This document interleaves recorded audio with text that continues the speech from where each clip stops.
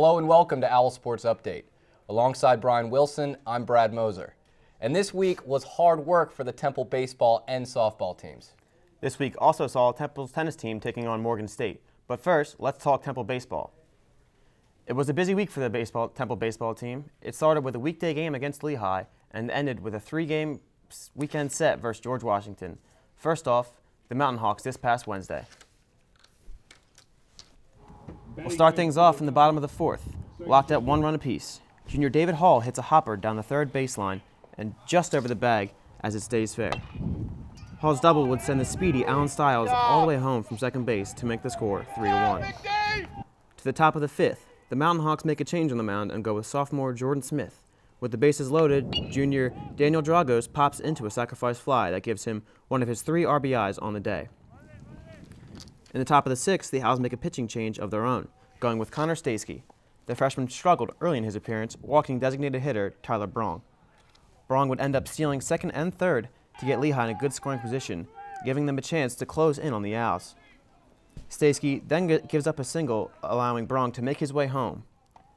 Lehigh would go on to score another run off a Patrick Walsh double, making the score 4-3. It was a long day for Lehigh, as it wouldn't get much closer than that, as pitcher Zach White closes it out in the ninth as Temple wins it 9-3.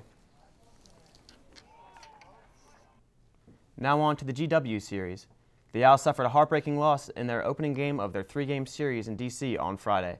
The Colonials scored their game-winning run on a walk-off error committed by senior third baseman Henry Kanabe. The 4-3 loss came despite a strong effort from freshman catcher Mike DeCounty, who blasted his second home run of the season, giving him his second of 2 RBIs in the day after doubling in the second inning. The Owls had mixed results in their doubleheader Saturday, splitting games with the Colonials. The Owls started off their day with a 3-1 victory behind sophomore pitcher Eric Peterson, who threw the first complete game of his collegiate career while recording 9 strikeouts. The second game ended with an Owls loss in a 1-run shutout.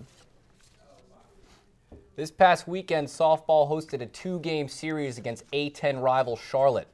It sure was a slugfest against the 49ers. Let's get right to the action from the softball diamond at Ambler.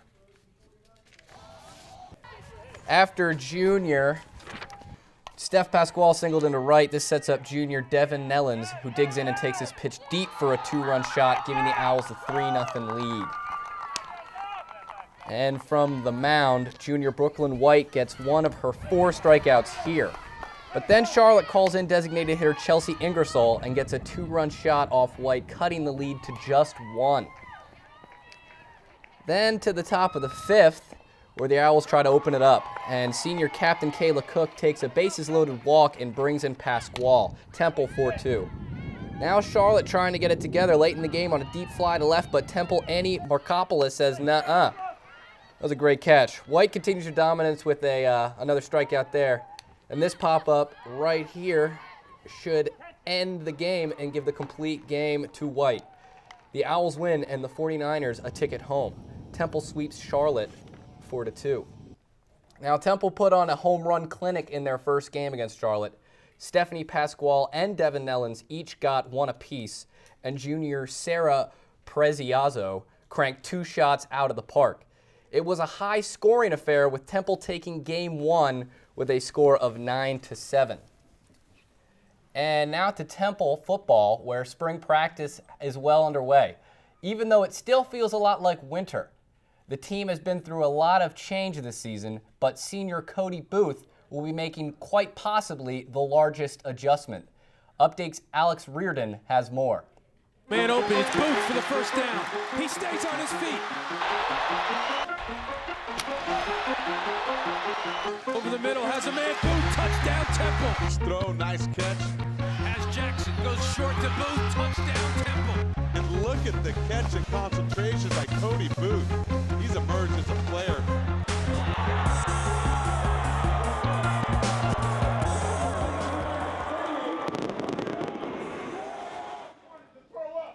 Senior football player Cody Booth spent his first 3 seasons at Temple as tight end, and he got pretty good at it. Last season, Booth was named starter and led the team with 4 receiving touchdowns.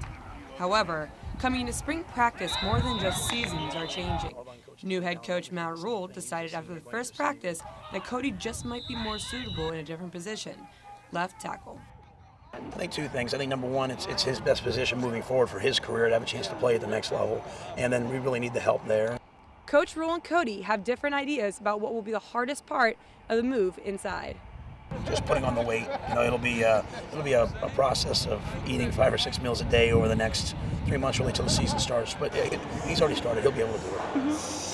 I would say more of a pass protection. You know, learn to pass block, learn to be on the island, on the outside, one-on-one versus the defensive end. I would say that's going to be the biggest hurdle. Cody was admittingly a bit surprised by the move, especially after his success in 2012. But he also feels his athleticism and experience at tight end will help him play at a high level in his first year anchoring the offensive line. I mean, I think it's going to help a lot, you know, with the speed, quickness, and being able to move, get on people, get on blocks quicker, faster. I think it's going to help out a lot. Fans will be able to get their first look at the Owls' new starter up front on April 20th at the team's spring game. From Troy Field, I'm Alex Bearden, OwlSports Update. Time to take a quick break, but when we return, we'll take a look at the Temple women's lacrosse team as they played 2 games this week, one against Delaware and another against rival St. Joe's in their Atlantic 10 conference opener. Also coming up, tennis took on Morgan State on Easter Sunday. See if the Owls were able to resurrect their efforts after dropping the first match of the day.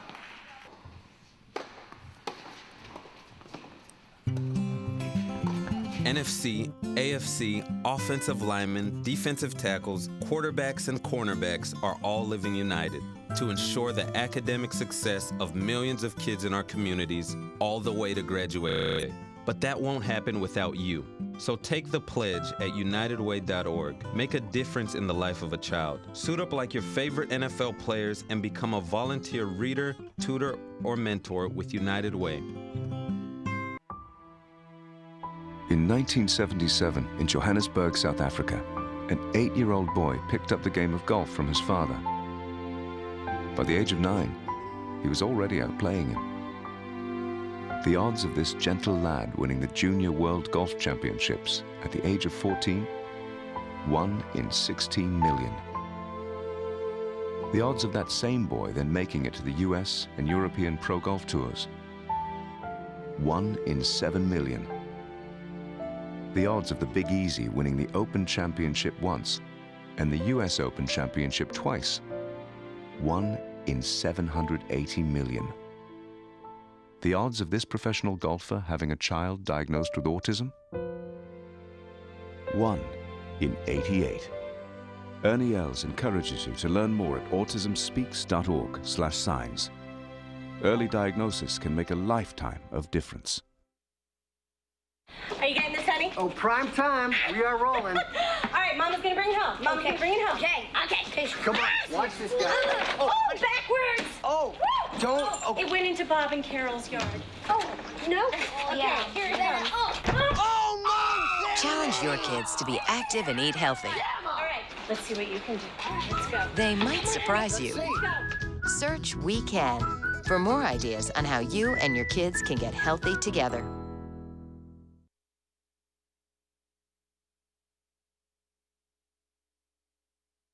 The Owls took the trip up to City Ave to face crosstown rivals St. Joe's Hawks. It was their first game of A-10 conference play, and senior Charlotte Swoboda takes control. Here she cuts right to left and finds the upper 90. And then St. Joe's in transition is cut short by Cole Tiernan with the steal and pass. Now from the second half, senior Kelly Pace makes a spectacular falling goal. And then St. Joe's answers back with a goal by Julia Falcone right here. But Temple makes them pay. Ensuing possession right here. Boom! Stick to the face. Oof. Oh, man. And now it's Swoboda again, this time left to right. Another beautiful play by the senior. Temple again right here. Freshman Summer Jaros left open, and an easy one-on-one with the goalie takes one of her 2 goals. St. Joe's Julia Falcone again keeps them in it. And now St. Joe's within 1 and their final push right here. But goalie Megan Claudiere says no. Temple holds the Hawks and takes it 7-6. Also this past week, lacrosse traveled to Newark to face the Blue Hens of Delaware. The game was a shootout until late in the second half when Delaware opened up the gap to 15-8. Despite the Owls' late-game surge, Temple's comeback falls short. Final tally, 15-11, Delaware. As Three Dog Night sang in 1969, 1 is the loneliest number that you'll ever do, which is why the Temple lacrosse team picks its players in twos.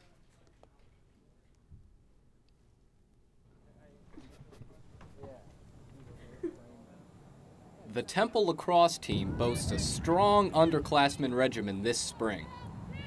But it's the Longstaff sisters and the Tiernan sisters that have their opponents seeing double.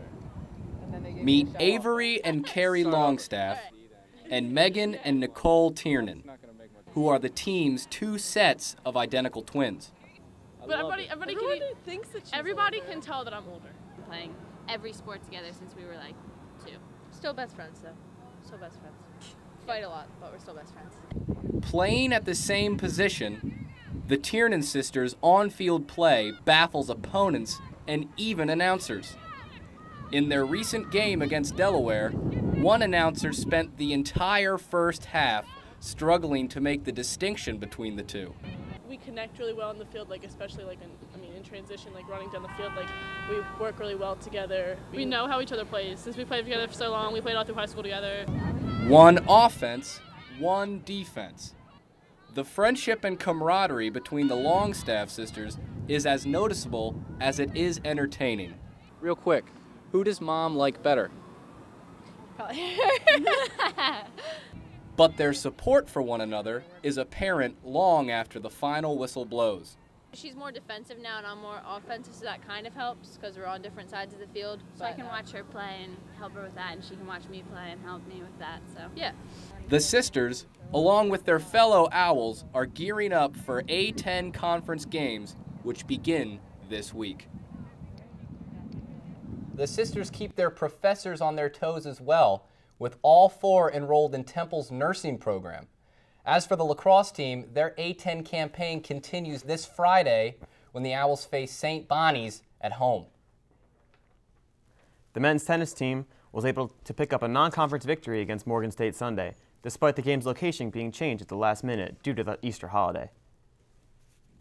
Let's take it to Elkins Park. After dropping the first match of the day, the dynamic duo made up of Sam Rundle and Christian Marquardt hit the court looking for revenge. Marquardt starts things off with a strong return, although Rundle's volley goes out, giving the first point to the Bears. Rundle redeems himself, leaving the Bears looking lost. The Owls score with a nice finish from the 6'2" German Marquardt. The Owls duo seals the deal with an intelligent play from Rundle, letting the ball go out. The Owls went on to win this one 6 matches to 1, including singles victories from both Rundle and Marquardt. It's Temple's second straight team win. Time for another break. When we return, Temple rowing and crew participated in the Murphy's Cup along the Delaware River. We'll also take a look back at the Temple men's basketball team run in the NCAA tournament. Stay tuned.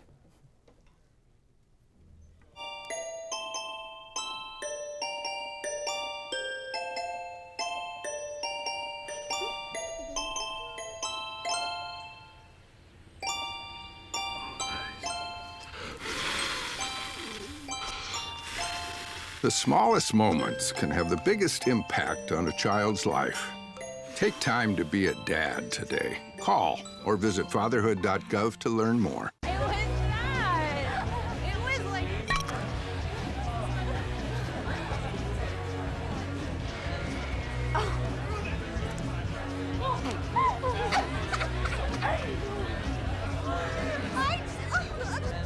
It's easy to tell if you've had way too many.